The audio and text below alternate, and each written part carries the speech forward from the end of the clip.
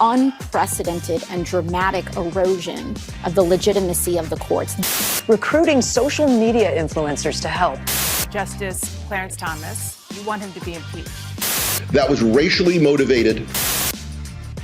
AOC attacks Black Supreme Court Justice. Also, the Tennessee Three get a visit from Kamala Harris and get to talk to Joe Biden. No word on whether or not the president or vice president will talk to the actual heroes of the national shooting. John Kirby on Afghanistan. More from the Tennessee courthouse that was happened a couple years ago. Kind of interesting. All that and more coming up on this episode of Daily Caller Live. My name is Jobob. Thanks so much for tuning in. Daily Caller Live starts right now. 2, 1. Here we go! That might be the only brown guy on earth named Jobob. That is actually their name, Jobob. Live from the dingy bunker, completely cut off to the outside world, except for you fine folks. My name is Jobob. This is Daily Caller Live. Thanks so much for tuning in on today. Is Monday, April 10th, the year of our Lord 2023. Hope you had a great Easter weekend. Hope you got to do some fun stuff with the family. We were late today. We had big technical difficulties this morning, but we were able to figure it out, and we're here on a fantastic Monday morning where I feel like there's a lot of stuff to get to, so I'm just going to jump right into it very, very quickly. Really quick, we won't spend a ton of time on this because there's not a ton to talk about other than, holy cow, rolling your eyes at the audacity of one John Kirby, who is now a spokesperson for the White House, used to be over at the Pentagon. He's talking about the Afghanistan stuff that happened last week. I believe he and Biden himself think that the news, this report that came out of the United States federal government saying that the Afghanistan pullout was a debacle. Kirby went on the press briefing room stump and decided to say some things that were ridiculous. Watch this and we will discuss on the other side. This is from last week, I believe right before, this is like Friday morning, right before a holiday weekend. Watch this. Get planes coming in and getting them loaded, have medical screening, have security vetting, have diplomatic presence on the ground to make sure that we're putting the right people on planes, but also defend that airport from external threats. That's pretty remarkable. And so for all this talk of chaos, I just didn't see it, not from my perch. Yeah, that's the big thing that's making the headlines. He's saying, oh, chaos. I didn't say any chaos. What are you talking about? Chaos with the Afghanistan withdrawal. No really need to go into that all that much further. We all saw the absolute chaos, especially on the ground there in Kabul. Yeah, big problem. He went on to say a couple other things. I want you to watch this and kind of just see if I'm curious in the comment section. Do you think the Biden administration will pay any sort of political price for this, or because they released this all on a holiday weekend, everyone will forget about it, except for us today because we're late to it. Because I think I went on a rant about something else on Friday. Anyways, watch this and we will discuss on the other side. John Kirby talking about Afghanistan being totally fine, no chaos whatsoever. Check it out. In looking through this, it doesn't seem to address the $7 billion in military hardware and technology that was left in Afghanistan for the Taliban. You know, the president took office in January. The withdrawal happened in August. Does the president take responsibility for leaving all or some of that? You know who was responsible for that equipment? The Afghans. Because you know why? It was their equipment. First of all, I don't believe the number's accurate, but let's put the number aside, the $7 billion. There was very little, and I mean very little, U.S.-owned equipment or U.S.-operated equipment that we left when we left Afghanistan. I'm talking like some forklifts at the airport and some ladder vehicles, some fire trucks that we were using at the airport. But and the helicopters that we left there, all disabled, so the Taliban couldn't get them flying again. All right, that's pretty much it. He continues to go on and say, well, no, it's the Afghanistan's problem, the Afghans' problem. It's their equipment. Okay, who gave them the equipment? Who's responsible for the equipment that they now have? It is us, the U.S. taxpayer. So to say, well, it's their Afghans, it's their problem. They have to deal with it. It's their equipment. Okay, dude, I guess if you want to talk in technicalities, but at the same time, hey, maybe we should not have left that there. Even if you don't want to say that you don't want to lose all that sort of stuff, let's just say hypothetically, we didn't care about the price of it. Okay, all the helicopters are disabled. Like, Okay, well, I'm sure they can back engineer a bunch of stuff for people we don't like, and the Russians can go take those military helicopters and learn stuff about it that they didn't know before. So there's that. I don't want to continue on with that. That's pretty much that. I do want to get to this.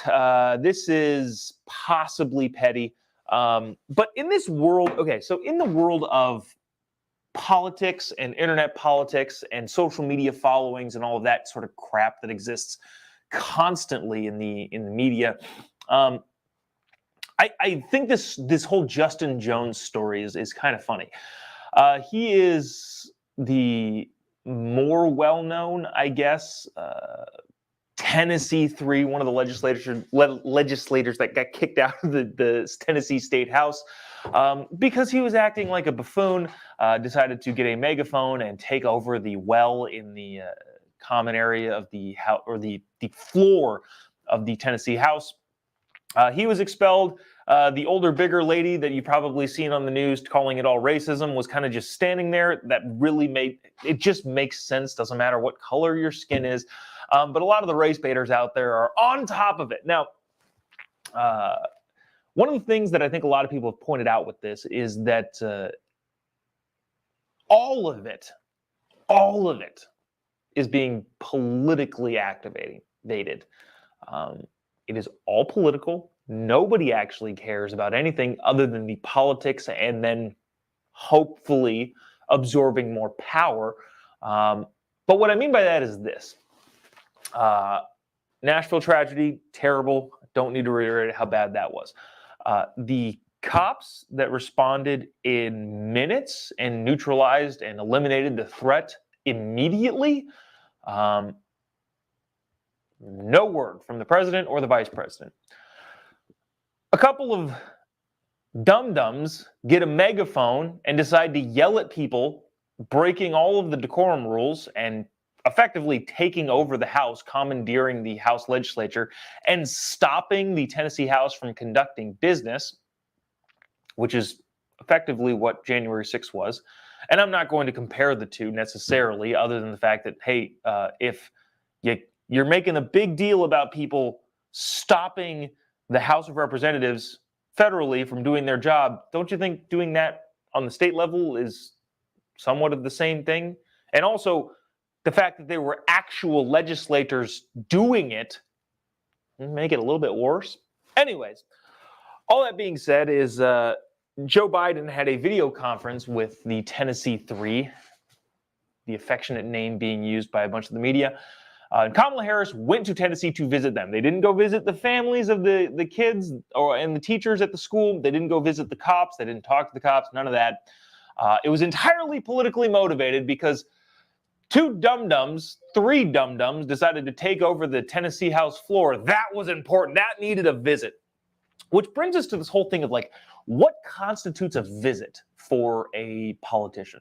I have been on this show saying that, I don't really care if Joe Biden visits the border or doesn't visit the border. I think he has, a pretty good understanding of how bad his administration is handling that. Doesn't actually need to go down there and see it. There's enough cameras down there. There's enough video footage. There's enough personnel down there to know that it's bad.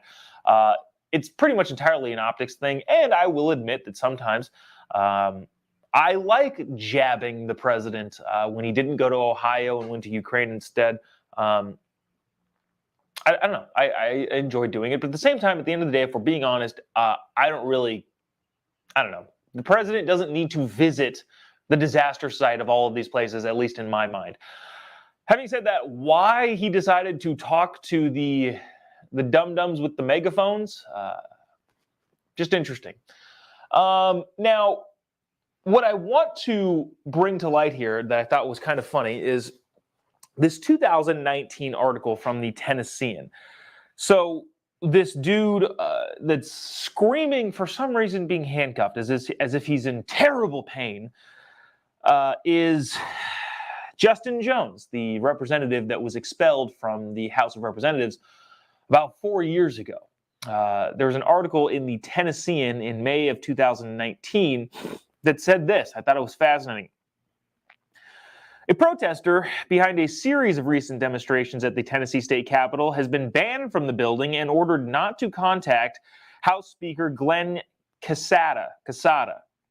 After being charged on Thursday with assault, Justin Jones, the guy you see here pictured that was expelled from the House 4 years later as he was elected, was charged with 2 counts of misdemeanor assault and 1 count of disorderly conduct after authorities say he threw a coffee cup into an elevator, striking Casada and Representative Deborah Moody of the Tennessee State House. Jones, a Vanderbilt University divinity student, of course he's a divinity student, and more than a dozen other protesters assembled outside the House chamber on Thursday to protest the bust of Nathan Bedford Forrest, a Confederate general and early Ku Klux Klan member. Whether or not that's a good idea of putting a bust of that guy up there, I have no idea. I have no idea of the context of any of that. I won't comment on it further. According to the arrest documents, Jones attempted to push his way past uniformed state troopers and as he approached the elevator while yelling, Casada, I'm not sure who the guy's name pronounces, is a racist. Jones is then accused of throwing a paper-to-go cup filled with an unknown liquid, maybe hot coffee, into the elevator. The liquid splashed onto Casada and Moody, and no injuries were reported in the arrest documents. Bottom line here is this guy that's being lauded as a hero, dum-dum that took over my... So this is... Tangent.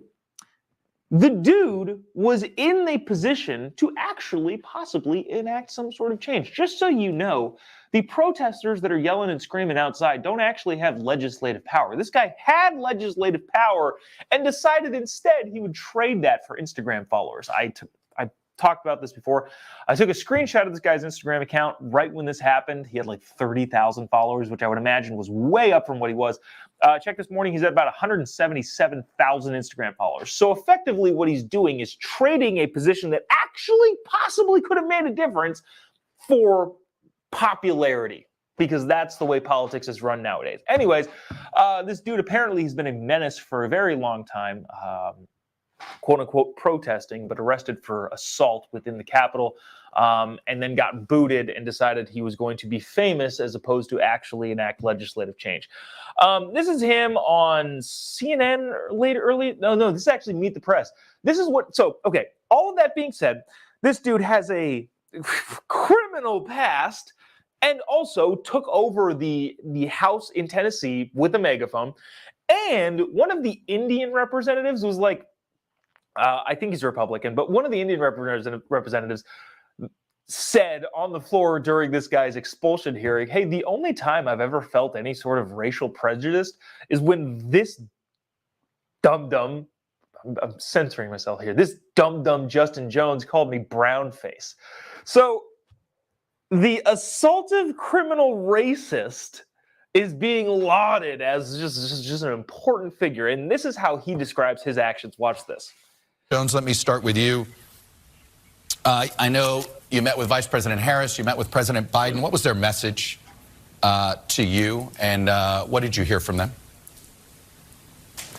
Well, thank you so much for having us on today. I think the most resounding message we're hearing from the White House and across the world and people across this nation is that this attack on democracy will not go on unchallenged, that the Tennessee House Republicans' attempt to crucify democracy has instead resurrected a movement led by young people to restore our democracy, to build a multiracial coalition. We are in the midst of a third reconstruction here, beginning here in Nashville. And I think what, the message is that we will continue to resist, that this is not the end of that their decision to expel us is not the ultimate authority, but that the people will hold them accountable both at the county level and in the special election and going forward. Yeah. Okay. So there's that. This dude talking about his whole thing. Dang it. Where the heck did it go? Here we go. Yeah. Okay. So he's calling it, we need more racial diversity. Who cares, dude? I literally don't care how much pigment you have in your skin, how much you want to sound like a black preacher. You heard a little bit there, but there's several other interview clips where he's talking in that very spoken word, Atlanta mega church pastor style. It is kind of funny, but he doesn't really go full out. He just kind of goes halfway there. Anyways, all that being said, this guy's saying, well, they're trying to take down democracy. Okay, dude, you effectively took down democracy. If you want to talk in those terms, this guy walked into stopped democracy and legislative democracy in action, and then has the audacity to blame other people for saying they're taking away democracy. Obviously extraordinarily unlikely, but I did message this guy on Instagram several times saying, hey, do you want to come on the show? Hey, do you want to come on the show? Hey, do you want to come on the show? And if he decides to message me back or, I don't know, hit me up somehow, I would love to have him. Love to have a discussion. Anyways, here now we talk about the race component, even further than this guy. The other dude that got kicked out was Justin. They're both named Justin. Watch him talk about the whole racial component. This is funny. Check it out. Protests, and that's what led us to the well.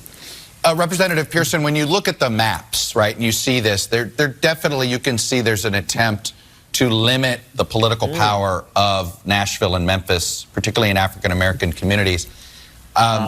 Is there any recourse that you have here? I mean, this feels like a very aggressive gerrymander that was beyond just protecting incumbents. Yes, what we are seeing is the intentional political dilution of votes of people who are more progressive, of communities that are filled with African Americans and people of color. And that is an intentional and systematic effort of people in the majority party to retain as much power as they can in order to be able to dictate and control what it is that their majority black populations and progressive populations do. In fact, the speaker, Cameron Sexton, called himself at one point an overseer.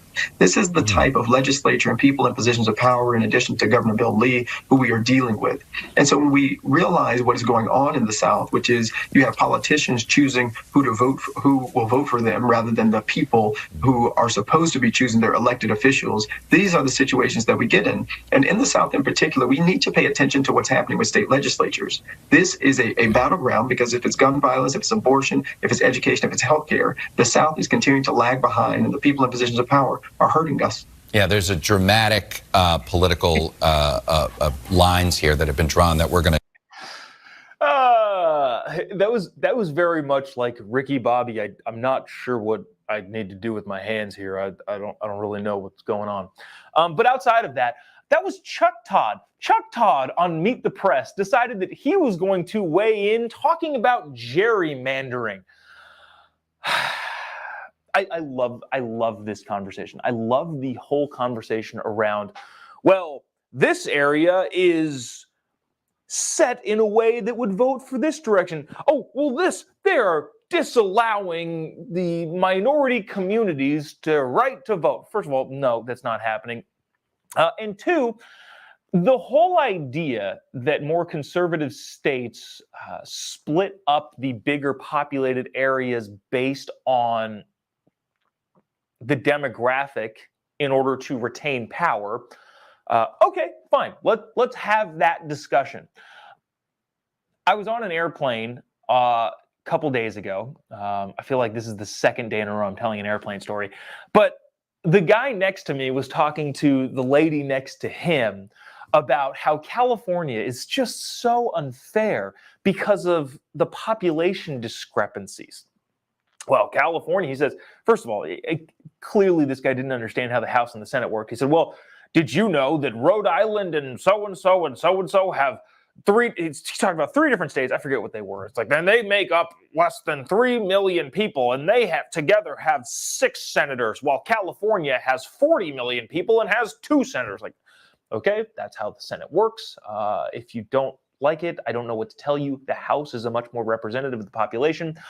But also, having said that, and getting back to the Chuck Todd gerrymandering nonsense, anytime people bring this up, like, oh, well, the way that this district is divided is for Republicans maintaining power. And Washington, D.C. should be a state because then we would get 2 Democratic senators. And same thing with Puerto Rico. Nobody ever talks about, okay, well, why don't you make American Samoa a state? Why don't you make Guam a state? 2 pretty heavily Republican areas. And then on top of that, if you want to talk about districting and setting all that stuff up, this doofus on the airplane talking about California, oh, okay, well, or California, we only get 2 senators. Okay, I'm fine with that. Let's separate California into 3 different states. Let's go the state of Jefferson and up, if you're not familiar with California, the state of Jefferson is like Northern California, which is the most red area probably in the country.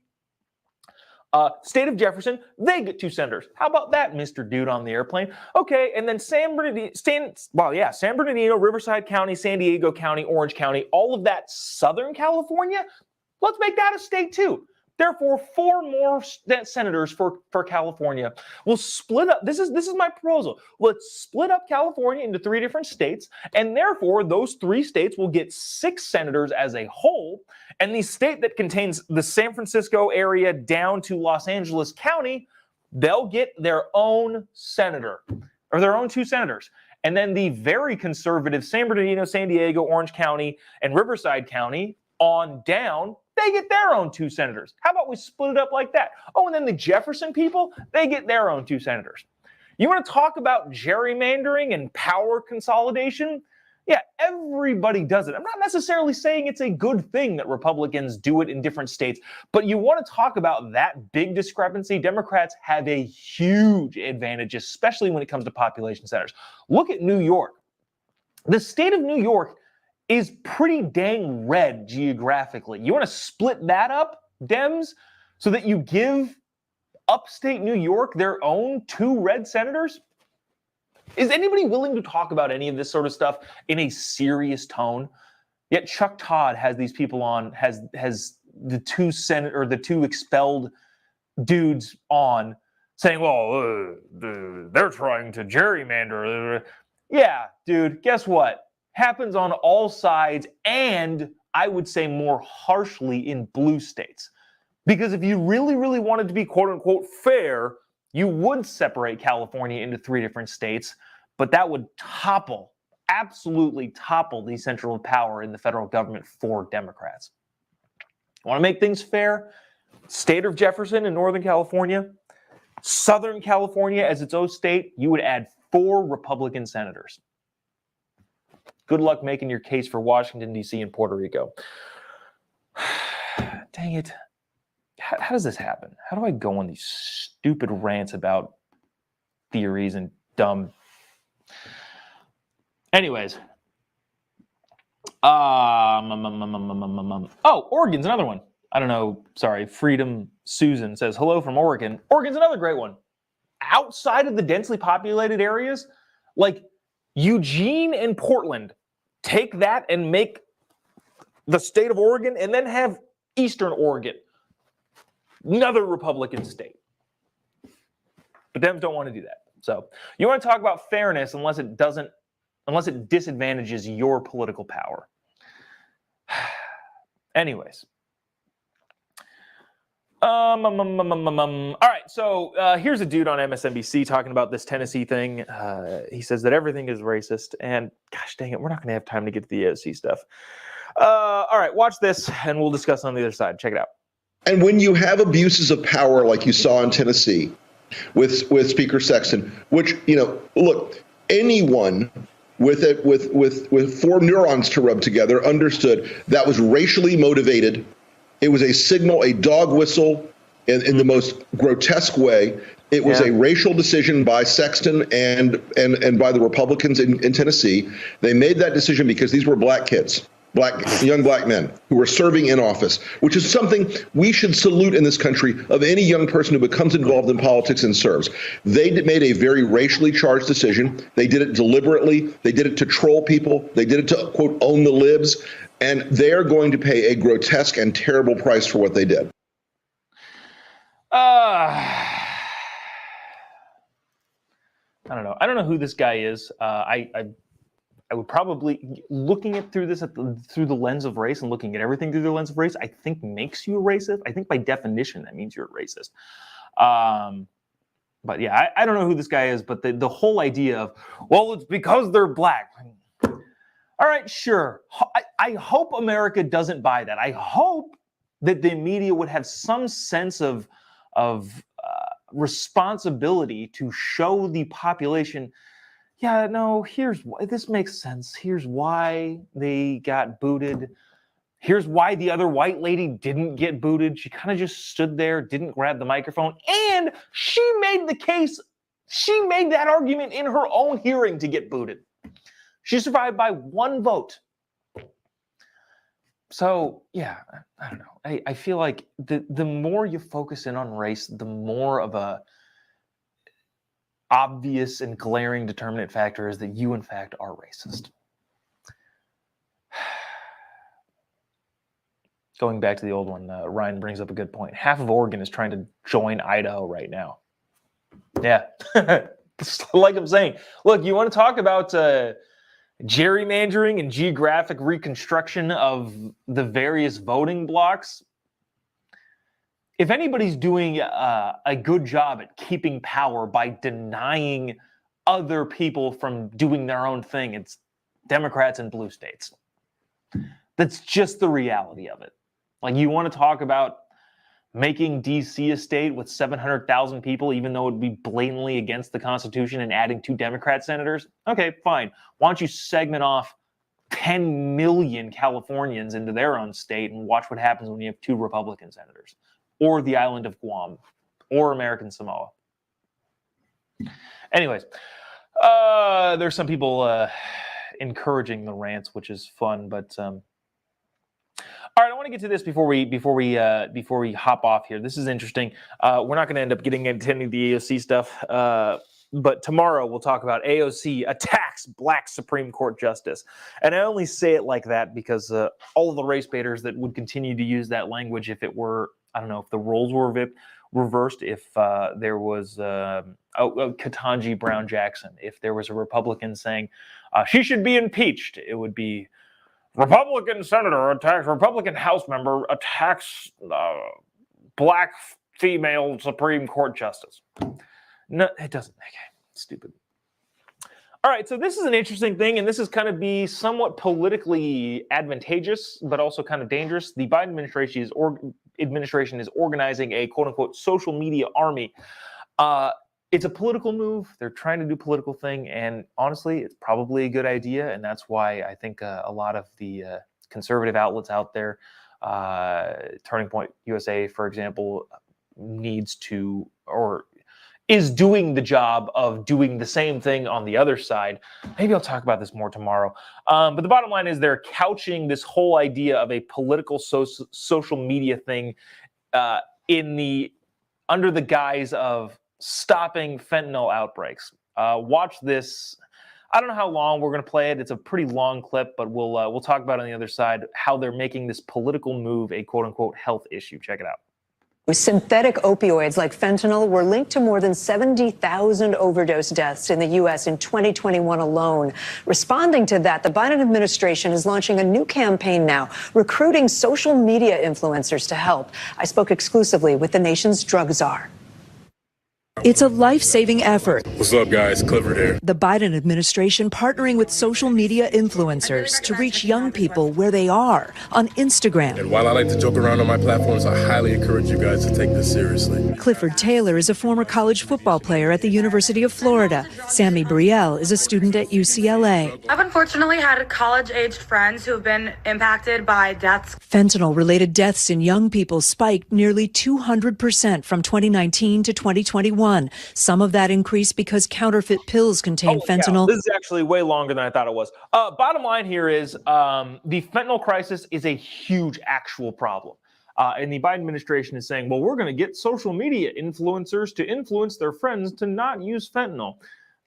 No, what they're doing is they're building relationships with social media people, with teens and young social media quote-unquote activists in order to further advance their political agenda. And they're guising it, or they're couching it under the guise of, well, this is a social media attempt to stop the fentanyl outbreak, which, again, I think they should be doing to an extent.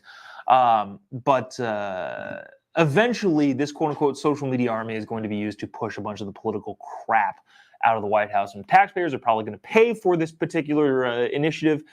And nobody's going to get questioned over it, even though it's probably pretty blatant corruption, and nobody's going to go to jail, and nobody's going to get indicted for anything like that, because that's not what happens if you have a D next to your name when you're running for office. Anyways, I got to jump off here. We are running way over because we had this big technical glitch earlier this morning. So Appreciate you sticking around, tuning in. I promise I will get to the AOC stuff tomorrow with Clarence Thomas. And also, AOC calls for Joe Biden ignoring laws, which is an interesting kind of thing. What's the oath that they have to take? Protect and defend the Constitution of the United States. But AOC is calling to ignore that. I don't know. Interesting. Maybe she herself should get impeached. Wow. I wonder if that would be fun. And also, Gavin Newsom sat down with Jen Psaki on MSNBC over the weekend. And I feel like there's some fun stuff there. So thanks so much for tuning in. Appreciate you doing so. If you haven't already, give me a follow on any of your social media platforms. Just type in JOBOB. You'll be able to find me pretty much anywhere, especially on the Instagrams machines. Let's see. You can also follow on the jobobshow.com. Just pre-warning you, we'll be off starting Thursday through next Friday. Wife and I are going to London, doing a little vacation, but we'll be here tomorrow and Wednesday. Until then, till tomorrow, have a great day. We'll see you then. God bless America.